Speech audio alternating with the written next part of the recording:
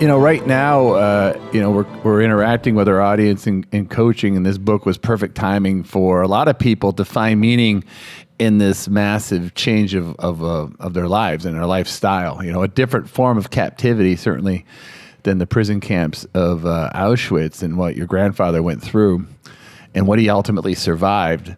But the dots were connected through this book and the meaning that he found in that captivity and that event. So connecting the dots to what's going on today, that'd be kind of an interesting place to start our conversation. Yeah. Well, I think suffering and any kind of suffering in this situation where we're now suddenly find ourselves limited in so many ways in our lives, that was the central topic that he wrote about all his life, actually before the Holocaust as well. How do we deal with the changes, the difficult situations, the unavoidable sufferings that we are confronted with in lives? He actually spoke of the tragic triad, the three things that are unavoidable in life. And those are suffering that you cannot avoid, of course. Then death. Might it be the death of a beloved person or your own death, your own mortality, and guilt, another strong element that pushes us to the brink. So these are the three elements that life simply doesn't come without. It's part of the deal. We all have to face it sooner or later. And how do we say yes to life, right? Despite the fact that we are confronted with these things.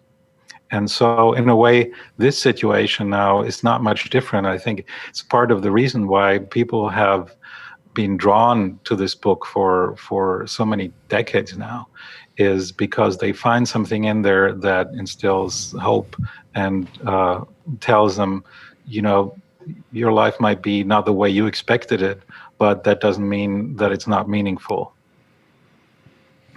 That's really cool. And so you said you were 19 when you sort of dove into this book for the first time, which I think is an incredible thing. So for you, was it a pivot point? Did you, by taking this, clearly you took a track of, almost carrying the torch, sharing this incredible message with the world. What was that realization like? Did it impact your meaning, or was that a route you were sort of always going down, or how did that work? No, I was actually not too much interested in my grandfather's work when I grew up as a child. For me, he was just grandpa, and he was such a fun personality that there was no need for anything else. I wasn't missing anything. But I was actually invited, or my sister and I were invited to a logotherapy conference. Logotherapy being the name he gave to his approach, which was the first meaning-centered approach to psychotherapy. And so he couldn't travel anymore because he was getting up there in his years and his health was failing. So he sent my sister and me to kind of represent him. And I thought, being on that airplane to Toronto, I thought, well, now's the time I should kind of know a little bit more about what he's, what my grandfather is known for in the world. And so I read Man's Search for Meaning, and I couldn't put it down. I think I had that same experience that a lot of people have. And what became clear to me was, at first, I kind of had to, I wondered, how can it be that same person that I know who was such a happy human being, who, a man who was incredibly funny, who could enjoy the littlest things and this, most ridiculous things. And how can that be the same man who went through this? And then I realized that it was probably because of that, probably because of this inner richness that he had and the ability to, for example, apply humor in situations where, there's nothing you can do. And that, again, is part of his approach, his psychotherapeutic approach, how to use humor, which is such an intrinsic human capacity, right, that allows you to put a distance between your situation that you find yourself in and puts that healthy distance in between that situation and yourself. And so it became an experience that made me understand him more as a person. That's awesome. And by the way, that came through. I would say, we were talking about this before we came on, like one of the most prominent things about that documentary, Victor and I, is that people cherished him for the little things, for being so down to earth, for being so pragmatic, and just someone that lights up a room. And it's amazing after reading the book to know the hell he went through, that, to maintain that just love for life is a really inspiring thing. I'm glad you say that, because that was really my intention with that film, to kind of relate the impression of who was he as a person. And I also think it's one of the things that made him such a good therapist, because people could see, okay, if this guy has made it through this and came back, this is proof that you can go through really, really horrible situations in your life and recover, and not become mentally affected in a negative way, or you don't have to become a bitter person because of that. And to add to that, you could actually expand. You can grow from it. It could be your growth, your opportunity to grow, which I thought was interesting, that a lot of the people that he interacted with after the war, and I don't know if they were necessarily from Auschwitz, but I know he also talked with prisoners of war from Vietnam, that they all identified that moment in captivity as a growth experience. Exactly. And it's a very important point that you say that, because he treated everybody who wanted therapy. I mean, his name was in the phone book. He said, "I'm a doctor. I need to be available." A lot of people were surprised when they were calling from somewhere in the world, expecting a secretary to pick up the phone, and they had him on the phone. And sometimes he would do therapy over the phone. But he always said, everyone has their own Auschwitz. So for me, that, the concentration camp, the Holocaust, happened to be my lowest point in life, my confrontation with the most severe suffering. That in no way takes away anybody else's, or can't be compared to somebody else's experience. It's universal. Suffering is suffering, whether it might be internal suffering, something that you're dealing with, a mental problem, or external circumstances where you are inhibited, where you are standing with your back to the wall, and the only thing you can choose is the attitude that you adopt in that situation. And he proved that, and he proved it's possible. And actually, he actually defined that goal of psychotherapy not to be to make people happy and feel good, but to make people able to deal with the tensions and the suffering that they are confronted with in life, and not become mentally unstable or sick because of that. Could you maybe elaborate on that? Because we were talking about that before our show a few days ago, actually. There's a line in there about the suffering, right? And you said everyone has their own Auschwitz, which was just wow, what a powerful way to put it. In the book, he talks about suffering being a gas, like taking the form of a gas, and it'll fill up your soul, no matter the extent of it. And we really didn't know what to make of that. We all had our different viewpoints from experience, but I'd be curious to get your take. Well, this is kind of what he meant with that even if you have a small amount of suffering in your life, if this is the first time you're encountering that, it completely fills your system. And it's sort of like that, if there's a little bit of gas in a room, it will cover the whole room. It will be in every corner. It doesn't matter if it's a little bit of gas or a lot of gas. It's physics. It fills the whole room evenly. And this is what he used to compare suffering with, that if a human being is confronted with suffering and is affected by it, it will affect the whole system, the whole state changes. And so this is a universal experience, and he was always looking for ways to deal with that and to help in that situation. And again, interestingly, I mean, it's a myth that it's a misunderstanding that he kind of came out of the concentration camps with these insights. No, he had them before that. I mean, he was a student of Sigmund Freud and then of Alfred Adler.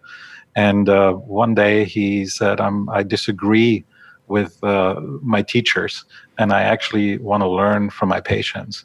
And he was already a medical doctor. That's all he ever wanted to do. He wanted to be a doctor.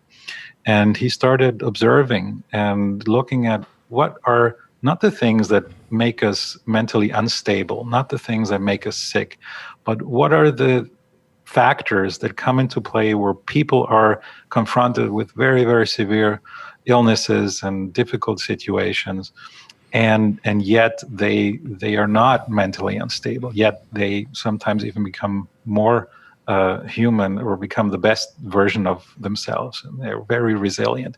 What is the difference? And he identified that factor, which was meaning. We thought at the time that his beliefs must have been a little controversial in the 50s, I would think. Oh, well, definitely. Yeah. He was a disruptor. But he took that on. He wasn't easily frightened, on the contrary. And he knew that he had something to say and that he had come across something. I mean, this element of meaning, it's not new. You will find it everywhere in music, in poetry, and literature. It's always been around. And for some reason, it was just overlooked by those first fathers of the psychotherapeutic schools that were emerging at the turn of the beginning of the 20th century. And they were doing their thing. They were looking at where can we find the origins of a neurosis, of a disease, of any kind of illness, and find those, and then by understanding the mechanisms, we kind of already solved the problem. And there's a lot of to be said about that, and it works. Definitely, Freud opened the door to this field of even looking at the mind and the conscious and the subconscious, and that was an incredible pioneering work. But even Freud himself mentioned that he was very well aware that he was only looking at one aspect of the human being. So the problem was not that Freud was wrong necessarily, but that he generalized, or maybe the Freudians, his followers, as it so often happens, the generalization, this nothing but, and that's where you always see the kind of reductionism that's so contrary to looking at the human being as more than the sum of his parts, right? Nothing but, we're all nothing but drives and instincts that are rejected and put into the subconscious so we don't notice them, but then they're gonna hit us in the back. And then along came Adler, and a disciple of Freud, and he said, no, the central motivation is power. Freud was, loved the pleasure principle, so we're just striving for pleasure. Adler said, no, it's power. And then along came my grandfather and said, I don't think it's either pleasure or power, because these are all things within us. These are just changes of states. Why would we be interested in that? Only a neurotic is so focused on what's going on inside and what are my states. Like the healthy human being, he said, is looking at the world. He's looking at things, at tasks, at other people, at values that are out there in the world, and trying to interact with the world, not abreact like Freud suggested, not react like you'll find in many psychotherapeutic schools even today, but to act into the world and to be connected with things that are important, connected with people, and to interact with that world, to make a difference, and not to be overly concerned with the effect that it has on oneself, whether it creates power or pleasure or the feeling to be important, all these subjective meanings, but to actually do something in the world and make a difference. Wow. So, I mean, that comes throughout the entire book. And he mentions Freud and he mentions Adler.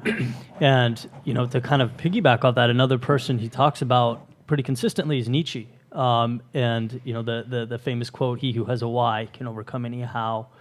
Do you see Nietzsche's presence come up consistently in the work? I mean, it seems to be such a pivotal piece of Viktor's message.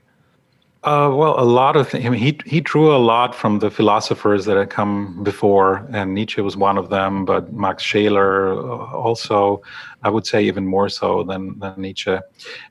He saw that there were answers to be found in philosophy that psychology at the time were simply not covering. They were ignoring that. They were reducing the human being to just a bundle of, as I mentioned, drives or instincts or behavior patterns that, kind of see the human being like a machine, like a computer that just needs to be reprogrammed. And again, a lot of that is true. I mean, we have habits and things that, make us similar to machines, but we're always more than that. And this is where it's actually interesting, where it becomes interesting, where we're more than machines, we're more than animals, and where we have the ability to freely choose our path, the stand we take towards maybe the things that we've been in the character traits or the genes and all that we have, the things that we can change, but we always have the freedom to change that and to decide from one moment to the next who we want to be. And so the famous quote, "He who has a why to live can bear almost anyhow," kind of sums up one of the central points, that there will always be the question of why. Why would I want to change? Why would I want to be a different person today than I was yesterday?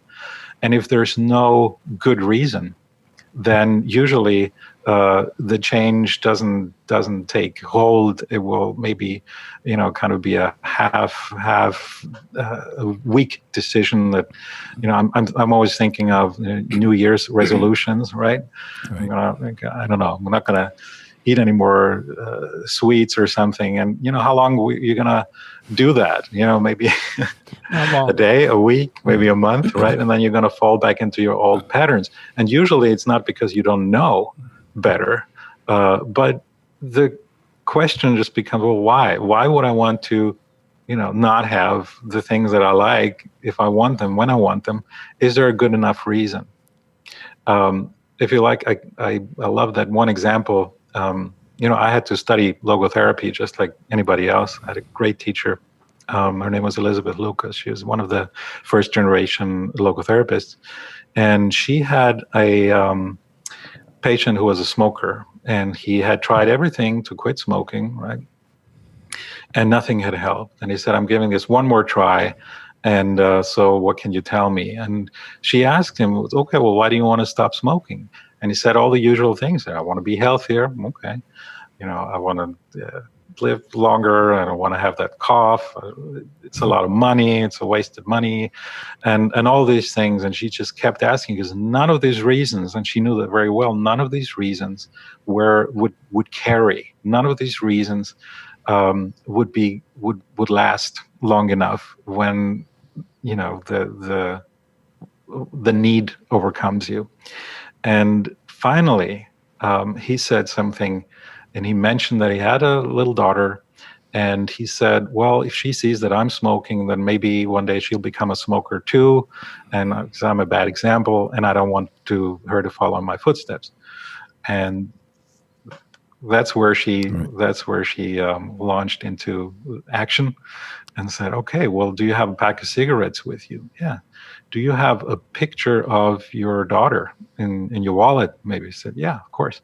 So she said, "Hand them over to me." And he did. And she took a stapler and she stapled that picture of this man's daughter onto that pack of cigarette and gave it back to him.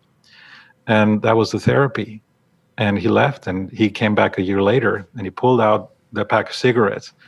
And he said, every time I had the urge to light up a cigarette, I saw the reason why I wanted to stop doing that. And so you see the goals, the quality of the goals, they matter. And this is maybe the most important things to have a strong why. Why do I want to act differently? Why do I want to change? And what makes a strong goal? A strong goal takes notice of the fact that people are not just there to exist and to work on their inner states and to be happy and all this stuff that we're hearing day after day from all these wellness gurus and books and self-help literature. No, a healthy human being is actually not so much concerned with themselves, but they're oriented beyond themselves onto people or things that matter. And for this man, his daughter mattered, and it mattered more than his own health and his own and the money he would waste on cigarettes, right? So here he saw, with this little intervention here, he saw the reason why he wanted to change, and it worked. So this is a lot of the therapy. This is a lot of the work actually of a logotherapist, and the work that my grandfather did was just help people realize, what are your goals? Where do you want to go in life? Is that worth it? And is that a good goal? Will it make a difference? Not just for you, but will it make a difference in the world? What are you there for? What will the world have from you? And what will remain once you're gone?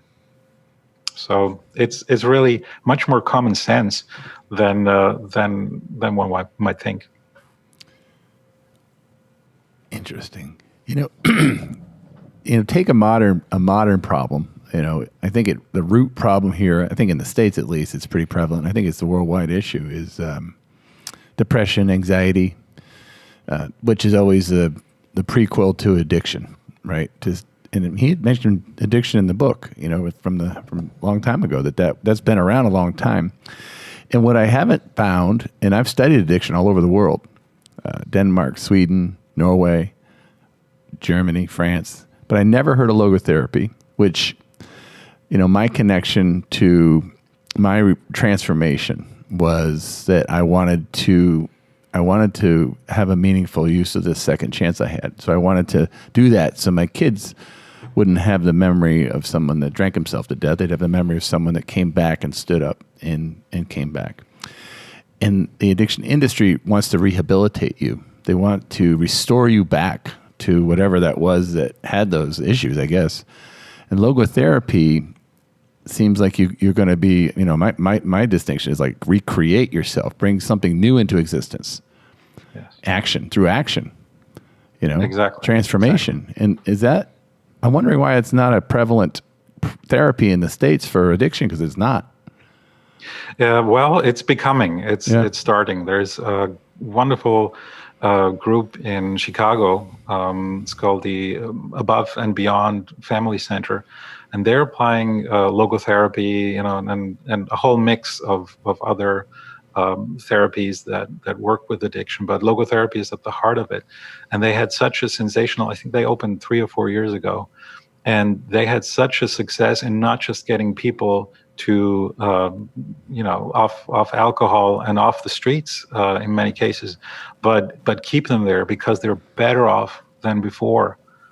You don't just bring somebody back, to the state, as you say, to where they were before, because we're always confronted with the temptation, right?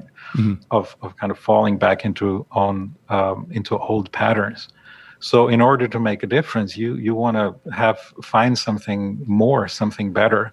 And your example is a beautiful example of that, and I congratulate you, because it's one thing to realize that, and then, but you also have to walk the walk, and you did that.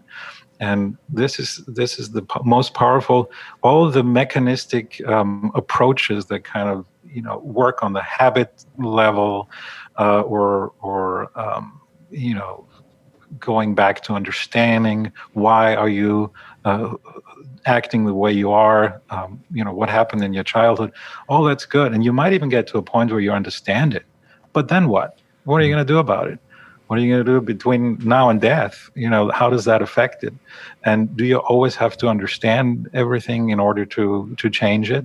And my grandfather would say, no, not necessarily. Sometimes understanding it and spending a lot of time understanding, the kind of the root cause of your problems makes matters even worse, because there is such a thing as re-traumatization. There is such a thing as taking away hope from people by telling them, okay, it's not your fault. It was your mom and dad or society, right?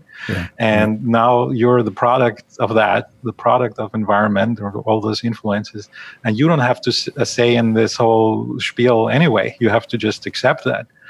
And this can be horrible and detrimental to people who kind of accept that. And of course, it's an attempt to help, but it really makes matters worse, because again, it doesn't recognize a whole dimension that's part of the human experience, and that is the dimension of free will. My grandfather called it the noetic dimension.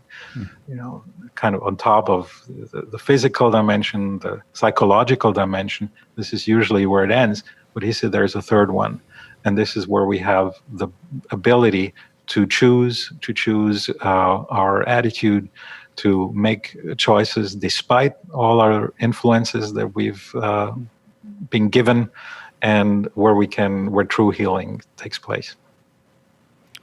I have one quick addition to that thought, because you talked about like environment, like we're a product of our environment, and it's for, one of the therapies and pretty popular in addiction is 12 steps, and they say you have a disease, you're an addict, and there's no cure. That's like the three cornerstones, and the one and only way, to your earlier point, anything but, is one and only way to find sobriety is that. Do you think, my question is that, I consider that a label. That's a label I didn't enjoy, so I didn't participate. Right? It's like this recession. I'm choosing not to participate in it because I'm going to make better meaning of this time. Yeah. When you give yourself an identity, like in therapy, in this type of therapy, a reputation to live up to type, is that the distinction between? Is that the type of thing that you would give to the smokers? Like I'm not a smoker, instead of I don't smoke anymore, or I'm quitting. What is it? Well, this actually reminds me of Milton H. Erickson, the great, some call him the Sigmund Freud of America's Sigmund Freud, right? Who said, I don't give labels, because the psychotherapist doesn't have the luxury to come up with to kind of put that label, one size fits all on everybody. Mm-hmm. So, for example, he would refuse to tell somebody, okay, well, you are depressed. Right. Even such a common label like that, he would say, oh, you're suffering from anger against yourself. Because there are a million different ways and reasons how people, how depressions look and where the origins are. And you're exactly right. This kind of attempts, the labeling, is also taking away the focus from, okay, who's responsible? Where does my responsibility end? Nobody dismisses the fact that, for example, in alcoholism, there can be genetic factors, right? Mm-hmm. Behavior pattern factors, all that's true. But again, the generalization, it's not my fault. It's a disease, and I was hit by that, and I have nothing to add to that. That's simply not true. And human beings are always good for surprises, right? So you'll find the person who has this disease and yet says, because I choose so, I will not touch any more alcohol. That's fantastic. That's awesome. And so let's say were you gonna? No, it's just the labeling is perfectly Can I add said. something to that, because we're talking about philosophy?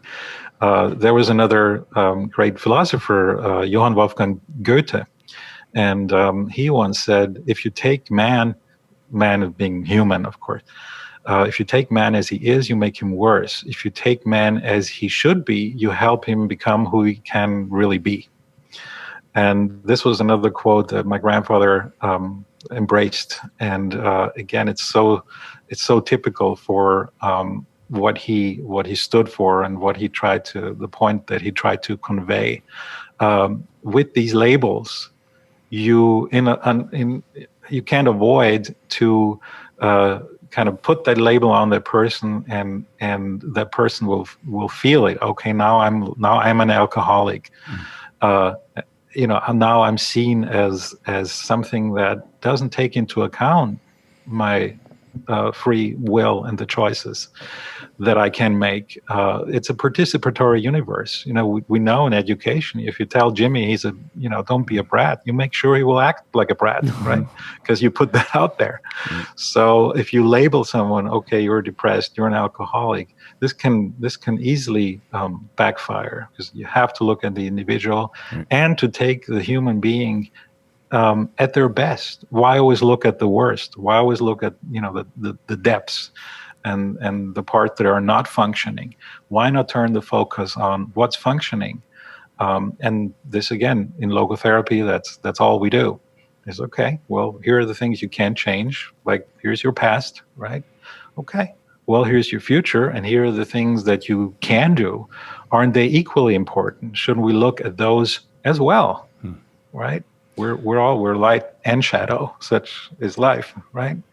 And to help the person become who we expect that they can be, this is so helpful in therapy, and people will feel it. If you expect the worst, if you treat someone like a potential criminal, right, it's a whole different thing. And if you let that person feel, okay, there's good and bad in you, but I believe that you are able, that you're much more in charge and capable of being the agent of your own decisions and your own health interventions than you even know.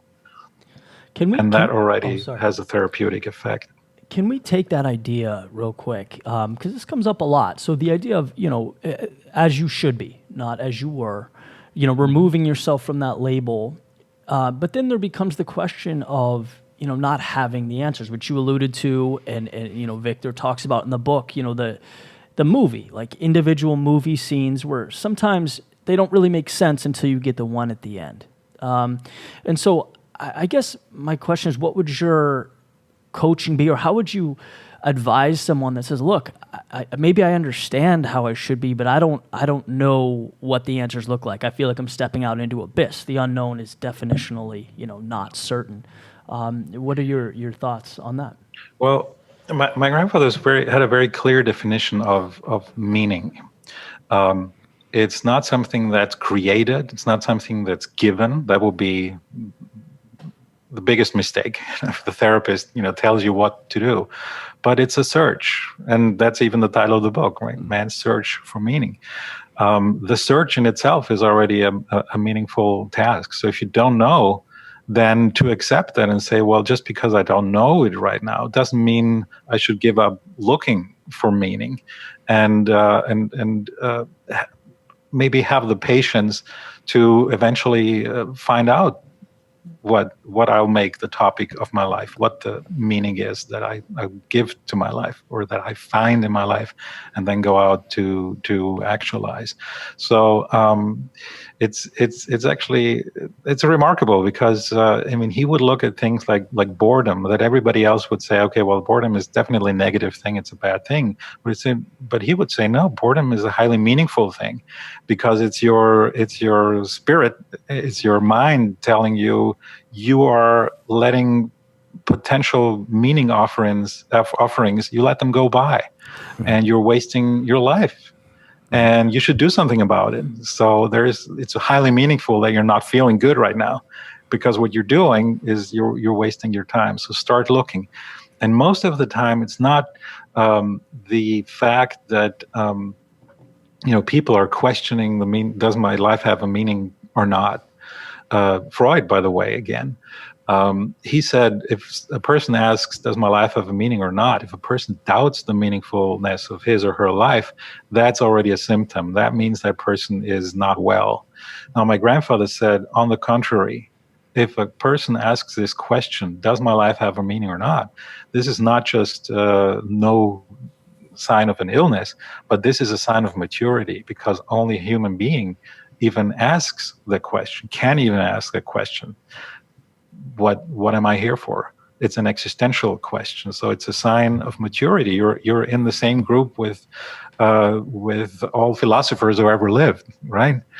And so this is something you can actually be proud of in a way. And, a lot of times even that helped people to have that insight and not to be called crazy just because they have these doubts. The doubts are part of the human existence, always have been. Not finding an answer and not finding an answer for a long, long time, that can become the problem. If you stop looking, or if you kind of resort to the lower aims of saying, okay, well, I don't know what the meaning of my life is, so at least I want to have a comfortable life, an easy life, or I'll just go for prestige or distraction, all kinds of extreme behaviors. And again, it can be a beginning of an addiction. This is kind of running away from this deep existential question that remains unanswered and that becomes this lingering void. He would call it, it's like an abyss. He called it the existential vacuum. And you find that not just in situations where people are confronted with a crisis. On the contrary, this also becomes sometimes even more predominant when people are well off, because having everything to live from does not address the question, what do we live for? So you might have all the comforts in the world, and for any dog that might be enough, but for the human being, that's where the trouble begins, because then they say, okay, well, what am I going to do with this? What am I going to do with all this free time and all this money and all these possibilities that I have?